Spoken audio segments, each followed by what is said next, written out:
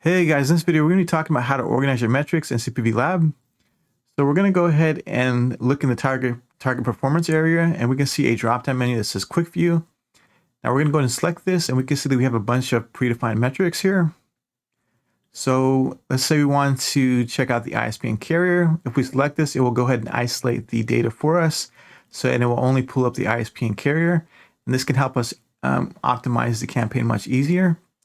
So if we go ahead and select something like browser, we can see that we can also do this for a bunch of different metrics in our campaign. Now, in order to customize our experience, we can also select the columns on the right here by selecting the column selected tab here.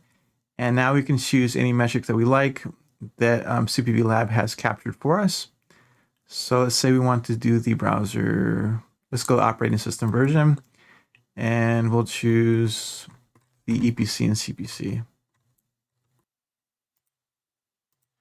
So once we have our metrics selected, we can go ahead and look at the data.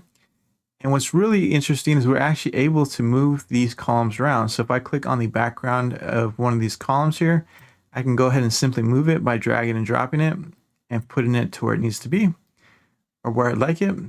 So we can move the revenue over here, and we can see all the metrics that we need for our campaign data. So this will help you organize your guys' campaigns much easier. And this is probably one of the easiest tracking platforms I've ever used to organize data with.